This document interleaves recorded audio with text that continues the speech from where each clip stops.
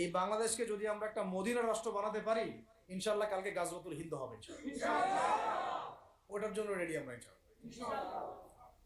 পাকিস্তানের কাছে কিছুই নাই, আছে খালি 10টা 12টা পারমাণবিক মনে অস্ত্র, তাতেই ভয়ে কাঁপতে থাকে। চায়না খালি একটু ভয় দেখায় যে আগাইলে কিন্তু সিকিম নিয়ে নিব, আগাইলে কিন্তু চিকেন নেক গিলে ফেলবো।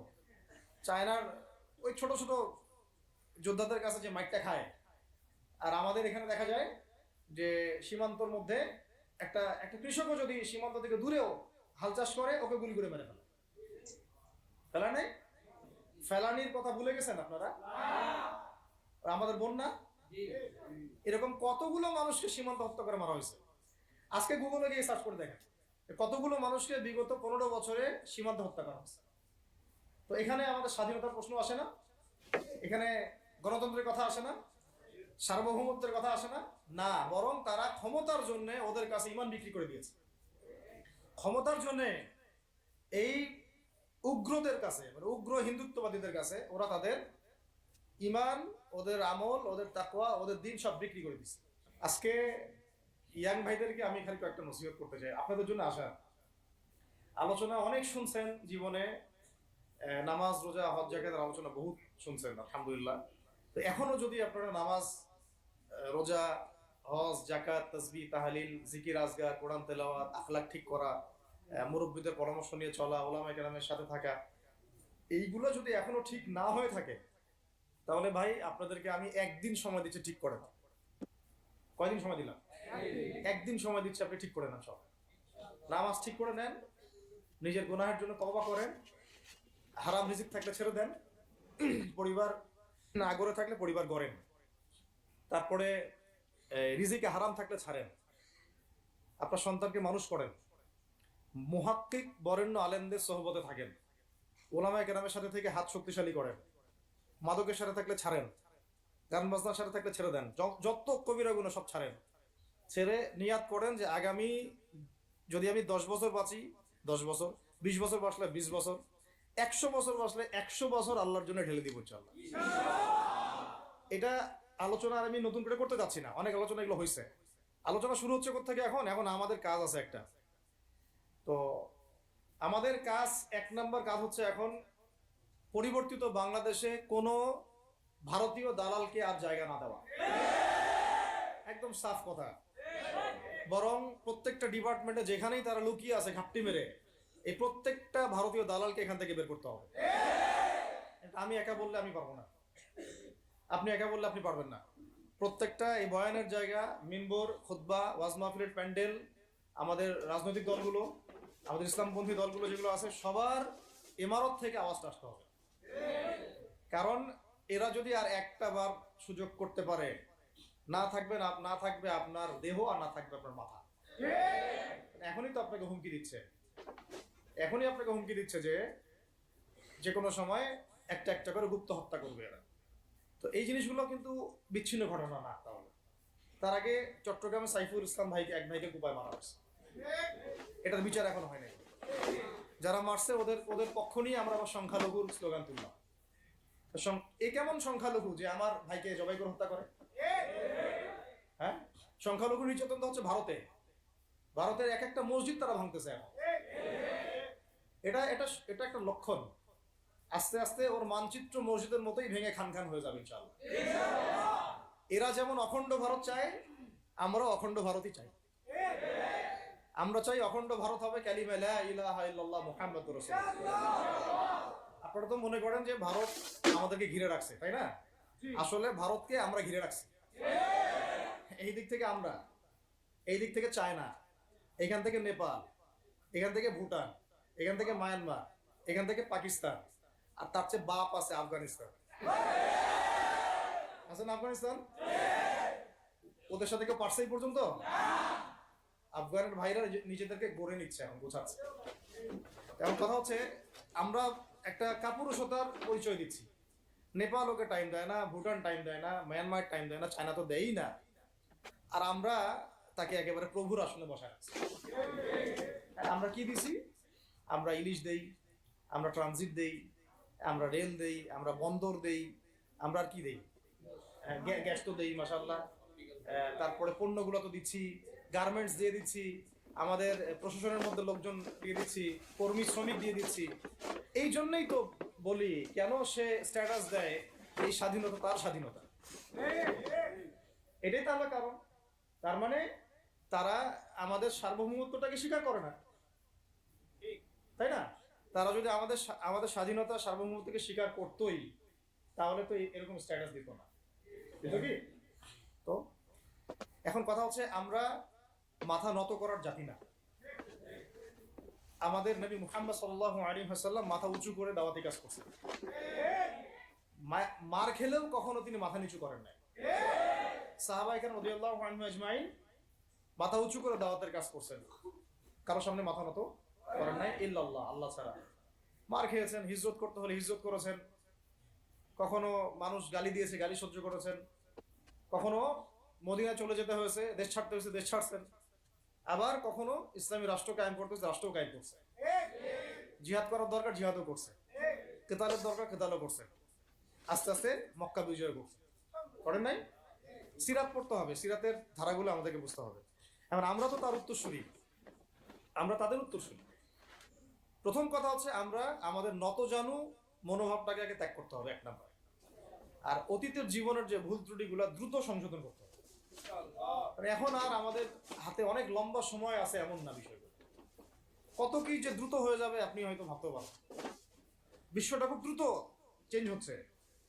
এই অল্প সময়ের মধ্যে আফগানের ভাইরা দাঁড়ায় গেছে, অল্প সময়ের মধ্যে সিরিয়া দেখলেন যে পরিবর্তন হয়ে যাচ্ছে। তারপরে আপনি কয়দিন পরে দেখবেন ইনশাআল্লাহ যে এই আপনার প্যালেস্টাইনের অবস্থাও পরিবর্তন হবে ইনশাআল্লাহ। তখন এরা আবার হামাসকে ঠিকই বলবে যোদ্ধা, তখন ঠিকই বলবে যোদ্ধা। এখন বলতেছে বিদ্রোহী, বলতেছে সন্ত্রাসী। হ্যাঁ, তো একটা বিষয় আগে বলে নেই, এটা বোঝার দরকার আছে যে দেখেন ফিলিস্তিনের যে অবস্থা চলতেছে সেখানে কিন্তু আমাদের তাবলিগের মেহনতটা মূল না, সেখানে আমাদের জিহাদের মেহনতটা মূল, তাই না? বিষয়টা ওখানে তো সবাই, ওখানে বোম পড়তেছে, ওখানে কি সবাই তাবলিগের মেহনত করবে না অস্ত্র হাতে নেওয়া ফরজ? এটা বোঝার জন্য আপনার তো মুফতি হওয়ার দরকার নেই। হ্যাঁ, আবার যখন আফগানে আমেরিকা হামলা চালাইছিল তখন কি শুধু তাবলিগটা ফরজ ছিল না ওদের হামলা প্রতিরোধ করা ফরজ ছিল? ফরজ ছিল। একই অবস্থা সিরিয়াতে হয়েছে, কিন্তু বাংলাদেশে এখন সেই অবস্থাটা নাই। কিন্তু বাংলাদেশে তাবলিগের মেহনত, আমর বিল মারুফ নাহি আনিল মুনকারের মেহনত তো চলবে, মানে তাবলিগের মেহনত, দাওয়াতের মেহনতটা চলবে। যদি যদি কখনো বাংলাদেশে দেখা যায় যে দেশের শত্রুরা বা দিনের শত্রুরা, উগ্রবাদীরা এই দেশের স্বাধীনতা সার্বভৌমত্বের উপর আক্রমণ করে, তখন কি আমাদের উপরে জিহাদ ফরজ হবে কিনা? এখন যদি তাই হয়, এখন আপনাদের কি মনে হয় এটার সম্ভাবনা আছে না নাই? এইটুকু ইন্টেলেকচুয়াল অবস্থা তো আপনাদের আছে, এটার সম্ভাবনাও হতে পারে, আজ হোক কাল হোক, হতেই পারে। তখন আমার প্রিপারেশনটা কি হবে সেটা আমাকে এখন জানতে হবে। আমার প্রিপারেশনটা কি হওয়া উচিত? প্রথম প্রিপারেশন হওয়া উচিত আগের সমস্ত জিন্দেগিতে যা করছি নিজেকে আল্লাহর দিকে ফিরাই নিয়ে আসে। এটা প্রথম কাজ। যে আল্লাহর দিকে ফিরে আসা নেই তার সাথে না জিহাদের সম্পর্ক আছে না কিতালের কোনো সম্পর্ক আছে, সে তো আল্লাহর পথেই নাই। তো প্রিয় যুবক ভাইরা, আগে প্রথম কথা হচ্ছে আগে আপনি আল্লাহর দিকে ফিরে আসেন, এক নাম্বার। দ্বিতীয় কথা হচ্ছে এরপরে আমাদের প্রয়োজন শারীরিক প্রস্তুতি। শারীরিক প্রস্তুতি যেমনটা বললাম যে কোনো অবস্থাতেই আলেম ওলামাদেরকে, দায়ীদেরকে, মুফতিদেরকে, মুহাদ্দিসদেরকে, মাদ্রাসার শিক্ষকদেরকে, খতিবদেরকে ভিতরে ঢুকতে দেওয়া যাবে না। কারণ আপনাদেরকে যদি ভিতরে নিয়ে যাওয়ার স্কোপ পায় তারা নতুন করে আবারও কেউ, তাহলে আর সুস্থ রাখবে না, ফিজিক্যালি আপনি ঠিক থাকতে পারবেন না। অতএব একটা সামাজিক প্রতিরোধ গড়ে তুলতে হবে সবসময়। মানে একটা এলাকার মধ্যে একজন আলেম আছেন, সেই আলেমকে এলাকা থেকে নিতে পারবে না, তাকে নেওয়ার আগে 100 জনের উপর গুলি চালাইতে হবে, এমন একটা মুভমেন্ট থাকতে হবে।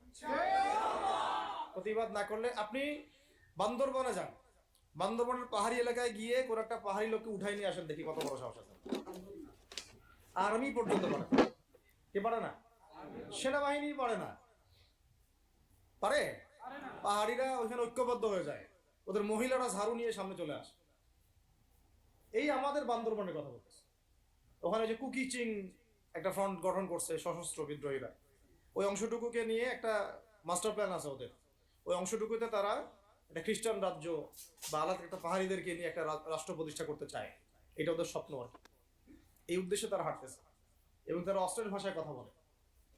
ওখানে তারা পতাকা বানাইছে, মানচিত্র বানাইছে, এমনকি লাস্ট টাইম আমরা ওখানে গিয়ে শুনলাম যে মুদ্রাও নাকি বানাচ্ছে। মুদ্রা মুদ্রা বুঝতেছেন বিষয়টা কত ডিপ। আমাদের রাষ্ট্রে যে কত সমস্যা, আর জানি না যারা দায়িত্বে আছে তারা কি করতেছে, আসলে কোন দিকটা সামাল দিচ্ছে। অর্থনৈতিক দিকটা দেখবে, না এই পাহাড়ি এলাকার সমস্যাগুলো মেটাবে, নাকি আমাদের মুসলিম উম্মার অভ্যন্তরীণ সমস্যাটা মেটাবে, না শহীদ ভাইদের খবর নিবে, না পঙ্গু ভাইরা যারা পড়ে আছে হাসপাতালে তাদের খবর নিবে? সিনেমা দেখতে বসে গেছে। কোন আক্কেলে সিনেমা দেখেন আপনি?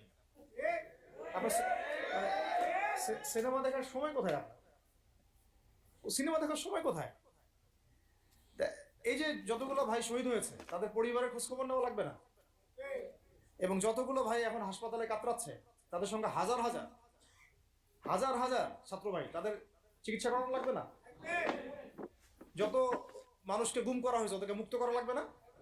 তারাও তো জানে এটা অন্যায়, এবং যারা করে তারাও বলে এটা অন্যায়। জানেন, যারা করে তারাও বলে এটা অন্যায়। এবং আমাকেও বলেছিল যে আমি জিজ্ঞাসা করেছিলাম যে আমাকে যদি মানে প্রকাশ্য কোর্টে চালান করে দেওয়া হয় এবং জাতির সামনে বলা হয় যে আমাকে গুম করা হয়েছে, এবং এরপর যদি বলা হয় যে আমাকে গুম করার পরে কোনো রকমের নেগেটিভ কিছু পাওয়া যায় নাই তাই আমরা ছেড়ে দিয়েছি, এই কথাটা কি বলা যাবে কি যাবে না?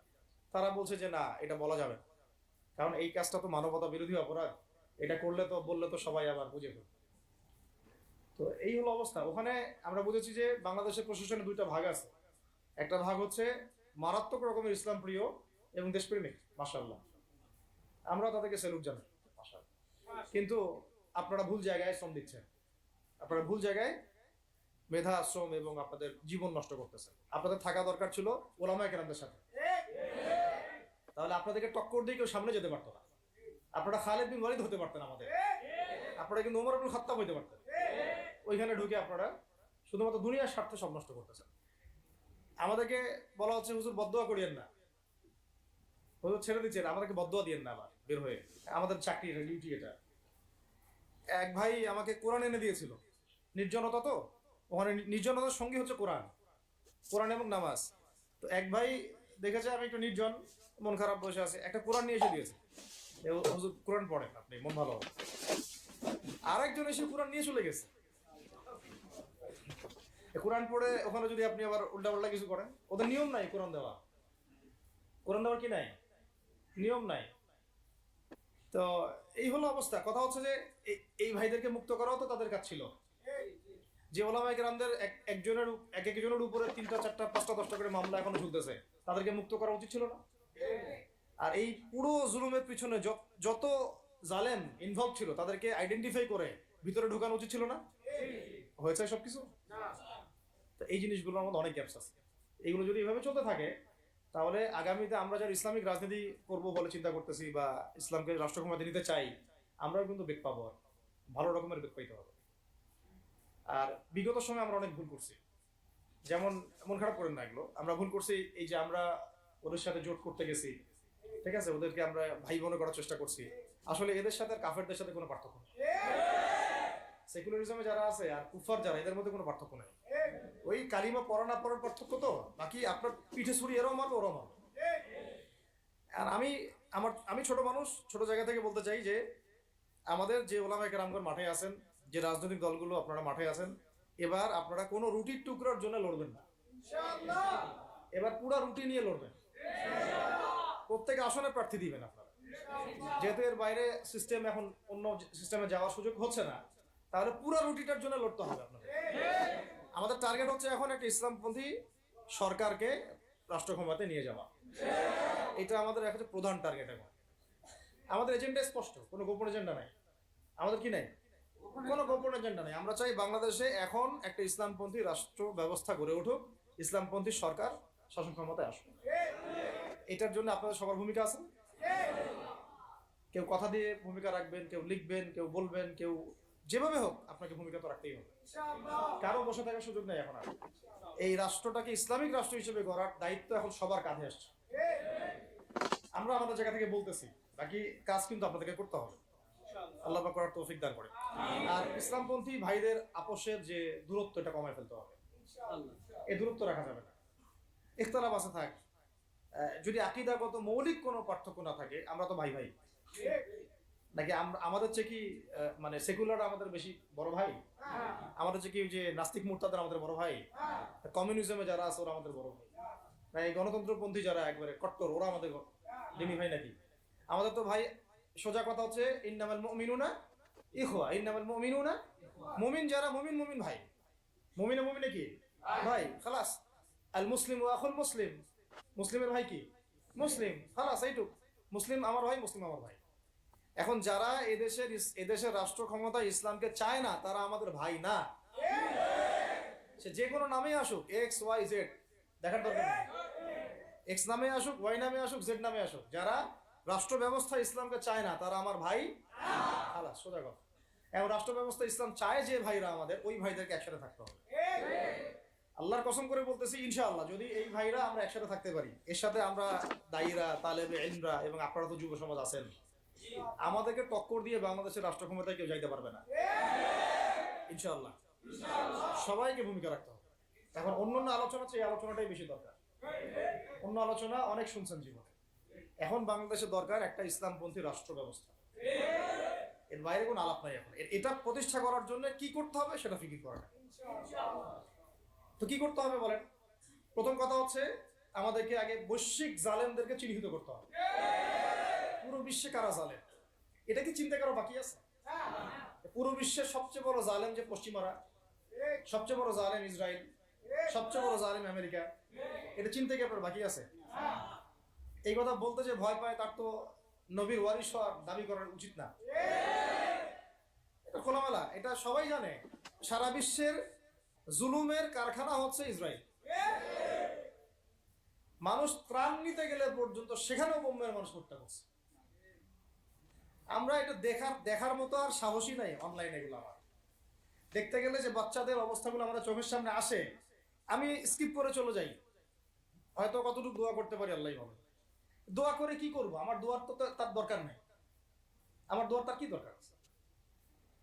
আমাদের মতো পাপী মানুষের দোয়া দিয়ে তার কি হবে? এখানে তো স্পষ্ট যে পুরো বিশ্বের জুলুম জালেমের শক্তির কেন্দ্রস্থল কোনটা, সেখান থেকে সব মাস্টার প্ল্যান হচ্ছে। আর যদি ওই ইসরায়েল, ওই আমেরিকার কোন সেবা দাসকে আমরা ক্ষমতায় নিয়ে আসি, আমাদের ভুল হবে না? ছাত্র ভাইরা এই ভুলটা করছে। ছাত্র ভাইরা ভুলটা করছে কারণ আপনাদের দিনের জ্ঞানের বুঝের কারণে করছে, বুঝের অভাবের কারণে করছে। ঠিক আছে, ঠিক আছে। এখন যে মানে সম্ভাবনা শেষ হয়ে গেছে এমনও না। আর এখন সবাই প্রতিবাদের ভাষায় কথা বলতে পারে। একটা রেভলিউশন ঘটানোর মতো সিচুয়েশন বাংলাদেশে আছে। অন্তত পক্ষে আমাদের ভাইদের মধ্যে আমরা দেখেছি, ছাত্র ভাইদের মধ্যে সাহস তো মাশাআল্লাহ অবশ্যই আছে, ডেডিকেশন আছে, জীবন দেওয়ার মানসিকতা আছে। তাদেরকে খালি নার্সিং করতে হবে, জীবনটা যেন ভুল পথে না যায়। এখন আবু সাইদের রক্তের উপর দাঁড়ায় যদি কোনো সেকুলার ক্ষমতায় আসে, তাহলে এটা আবু সাইদের রক্তের সাথে গাদ্দারি হচ্ছে। এই মুগ্ধদের রক্তের উপর সিঁড়ি বানায় যদি কোনো জাতীয়তাবাদীরা আর ওই সেই গণতন্ত্রপন্থীরা, ওই ইসলামের দুশ্মনরা, ওই ভারতের দালালরাই যদি ক্ষমতায় আসে, তাহলে এটা ওদের রক্তের সাথে গাদ্দারি হচ্ছে। এই গাদ্দারির মাফ হবে না। এইটা পলাশির যুদ্ধের চেয়ে বড় মীর জাফরি হয়েছে, এটা ৭১-এর চেয়ে বড় রাজাকারী হয়েছে। আপনারা বলেন যে দেখেন, ভালো করে বুঝেন, গুম হয়েছে এক শ্রেণী, আমার কথা মন খারাপ করে না, এক শ্রেণী গুম হয়ে গেছে, এক শ্রেণী ক্রস ফায়ার, এক শ্রেণী শাপলা চত্বরে রক্ত দিছে, তাই নাই? এক শ্রেণী ওলামায়ে কেরাম মামলা নিয়ে ঘুরে বেড়াচ্ছে মাথার উপরে, এক শ্রেণীর ছাত্র ভাইরা রাস্তায় শহীদ হলো, আর এক শ্রেণীর ছাত্র ভাইরা পঙ্গু হয়ে হাসপাতালে বেডে পড়ে আছে। ক্ষমতায় গেছে কারা? নতুন এক শ্রেণী। হ্যাঁ, এবং ওখানে এমন কিছু মানুষ আছে যাদের সাথে আন্দোলনের কোনো সম্পর্কই ছিল না, সম্পূর্ণ উড়ে এসে জুড়ে বসছে তারা। তাহলে এখানে ইসলামিক রাজনৈতিক দলগুলোকে সামনে রাখা যাইতো, তাদের থেকে তো উপদেষ্টা একটাও নেয় নাই। জামাত ইসলাম থেকে একটা উপদেষ্টা নিছে কিনা? হেফাজত ইসলাম থেকে কোনো উপদেষ্টা নিছে কিনা? আমাদের চরমনায় থেকে একটা উপদেষ্টা নিছে কিনা বলেন? তার মানে রাষ্ট্র গঠনে আমাদের কোনো ভূমিকা নাই না। আমাদেরকে বুঝাইছে যে আপনারা পরে আসেন, ইলেকশন দিব, তখন আপনারা ইলেকশন লড়বেন। ইলেকশন সে কবে দেয় সেটাও দেখেন, আদৌ দেয় কিনা সেটাও দেখেন। কাকে বিশ্বাস করবেন আপনি? বিশ্বাসটা করবেন কাকে? যখন মোস্তফা সরোয়ার ফারুকের মতো একজন উপদেষ্টা হচ্ছে, বিশ্বাসটা আপনি করবেন কেন? সারা জীবন মানুষকে পরকে শিখাচ্ছে, তার কোন যোগ্যতায় সে উপদেষ্টা হচ্ছে? আচ্ছা, এটা কাজ করেন, এটা উপদেষ্টা করার জন্য একটা পরীক্ষা নেন না, দেখি বিসিএস এর মতো, দেখেন না এটা পাস করে কিনা। অথবা আপনি এটা কাজ করেন, ইসলামিক সেন্সে পরীক্ষা নেন, দেখেন কোরআন তেলাওয়াত করতে পারে কিনা। কিসের ভিত্তিতে হলো? এই যে এই সমস্যাগুলো থেকে গেছে, তারপরেও যা হয়ে গেছে হয়ে গেছে। এখন আমাদের যেটা কথা সেটা হচ্ছে, আমরা তো আর কোনো বিদ্রোহে যেতে চাই না, আমরা যে শান্তিপূর্ণভাবে ইসলাম প্রতিষ্ঠা করতে। কিন্তু প্রয়োজনে যদি তারা মানে আমাদের উপর জুলুমের ভাষা বেছে নেয়, তাহলে আমরা অবশ্যই এবার প্রতিবাদের ভাষা বেছে নিতে চাই। এই জন্য সবার আগে জরুরি হচ্ছে যুবকদেরকে এক কাতারে থাকা, ইসলামপন্থী ভাইদের সাথে থাকা, ইসলামী সংগঠনের সাথে থাকা, এবং নাম XYZ যেটাই হোক না কেন, নাম XYZ হতে পারে, আপোষে ভাই ভাই হয়ে থাকা। এটাতে যদি ভাই আমরা এবার ভুল করি, আল্লাহর কসম করে বলতেছি, আল্লাহ না করুক, এরপরে যদি মায়ের আসে, না আপনি বাঁচবেন না আমি বাঁচব, কেউই না, ইনশাআল্লাহ ওই দিন আসবে না। আর আমরা যদি ইনশাআল্লাহ আজ্জা ওয়া জাল যদি আমরা এটাকে মদিনা রাষ্ট্র বানাতে পারি, এই বাংলাদেশকে যদি আমরা একটা মদিনা রাষ্ট্র বানাতে পারি, ইনশাআল্লাহ কালকে গাজওয়াতুল হিন্দ হবে ওটার জন্য রেডি আমরা। পাকিস্তানের কাছে কিছুই নাই, আছে খালি 10টা 12টা পারমাণবিক মনে অস্ত্র, তাতেই ভয়ে কাঁপতে থাকে। চায়না খালি একটু ভয় দেখায় যে আগাইলে কিন্তু সিকিম নিয়ে নিব, আগাইলে কিন্তু চিকেন নেক গিলে ফেলবো। চায়নার ওই ছোট ছোট যোদ্ধাদের কাছে যে মাইকটা খায়, আর আমাদের এখানে দেখা যায় যে সীমান্তর মধ্যে একটা কৃষকও যদি সীমান্ত থেকে দূরেও হাল চাষ করে, ওকে গুলি করে মেরে ফেলে। ফেলানি, ফেলানির কথা ভুলে গেছেন আপনারা? আমাদের বন্যা, এরকম কতগুলো মানুষকে সীমান্ত হত্যা করে মারা হয়েছে। আজকে গুগলে গিয়ে সার্চ করে দেখেন কতগুলো মানুষকে বিগত 15 বছরে সীমান্ত হত্যা করা হয়েছে। তো এখানে আমাদের স্বাধীনতার প্রশ্ন আসে না, এখানে গণতন্ত্রের কথা আসে না, সার্বভৌমত্বের কথা আসে না, না, বরং তারা ক্ষমতার জন্য ওদের কাছে ইমান বিক্রি করে দিয়েছে। ক্ষমতার জন্য এই উগ্রদের কাছে, মানে উগ্র হিন্দুত্ববাদীদের কাছে ওরা তাদের ইমান, ওদের আমল, ওদের তাকওয়া, ওদের দিন সব বিক্রি করে দিচ্ছে। এই জন্য আমি আগে বলেছি একটা লেকচারে যে আমরা যদি বিরিয়ানি খেতে চাই, আপনি যদি বিরিয়ানি খেতে চান, একটা পাত্র নেবেন কিনা? আচ্ছা, পাত্রটা যদি ময়লা থাকে খাবেন? পাত্র অনেক ময়লা আছে, আপনি কি ওইখানেই বিরিয়ানি ঢালবেন? ঢেলে খাওয়া শুরু করবেন? সবার আগে আপনি কি করেন? এটাকে ধোন, পরিষ্কার করেন, তাই না? বাংলাদেশকে যদি আপনি ইসলামী রাষ্ট্র হিসেবে করতে চান, আগে এই দেশের মধ্যে যে পয়জন গুলো আছে এগুলোকে দূর করতে হবে, সমস্ত পয়জনকে ধুয়ে সাফ করতে হবে। তারপরে যে খেলাফা বা শরিয়া বা ইমারা যেটাই আসো, ইমারা এক জিনিস, খেলাফা আর এক জিনিস। আমি এক কথায় বোঝাচ্ছি ইসলামী রাষ্ট্র ব্যবস্থা, ইসলামী রাষ্ট্র ব্যবস্থা। যদি ইসলামী রাষ্ট্র ব্যবস্থা তারপরে আসে, জমিন সাফ করার পরে, তখন সেটা সাস্টেইন করবে ইনশাআল্লাহ। আর যদি ময়লার মধ্যেই ইসলামী রাষ্ট্র কায়েম করতে চান, তখন হবে উদাহরণটা এরকম যে আপনি এই নোংরা ড্রেনের মধ্যে নেমে গায়ে সাবান মাখা শুরু করছেন, হাততে কোনো লাভ হবে না, বরং ওই নোংরাই আপনাকে খেয়ে ফেলবে। ঠিক আছে? ডেমোক্রেটিক সিস্টেমের মধ্য দিয়ে যদি আমাদের ভাইরা ক্ষমতা যেতে পারে, যাক না, সমস্যার কিছু নাই। এটা কতটুকু জায়েজ না জায়েজ, হালাল হারাম সুন্নাত, এইদিকে আমি যাচ্ছি না। এবং এটা নিশ্চিত তারাও জানে এটা সুন্নাত না, তারাও জানে এটা কি না, সুন্নাত পদ্ধতি না। কারণ রাসূলুল্লাহ সাল্লাল্লাহু আলাইহি ওয়াসাল্লাম দাওয়াতের মধ্য দিয়ে এবং সশস্ত্র যুদ্ধের মধ্য দিয়ে মানে মক্কা বিজয় করেছেন। দাওয়াতের মধ্য দিয়ে তিনি মদিনা রাষ্ট্র কায়েম করেছেন। তারপরে মদিনা রাষ্ট্রকে বেস করে আস্তে আস্তে আরো রাষ্ট্রকে এক্সপেন্ড করেছেন। বদর, উহুদ, খন্দক, খায়বার এগুলো হয়েছে, আস্তে আস্তে মক্কা বিজয় হয়েছে। মূল ছিল আগে মদিনা রাষ্ট্রটা কায়েম করা। তো আমরা যে কোনো ভাবেই হোক মদিনা রাষ্ট্রটা আমাদের কায়েম করতে হবে আগে, তারপরে ইনশাআল্লাহ তাআলা দেখবেন হ্যাঁ ওই অখণ্ড ভারত আমরাও কায়েম করবো ইনশাআল্লাহ। সংখ্যা দিয়ে কিচ্ছু না, ওদের সংখ্যাকে আমরা ভয় পাই? ওদের সংখ্যাকে ভয় পাওয়ার কিচ্ছু নাই, সংখ্যাকে ভয় পাওয়ার কিচ্ছু নাই।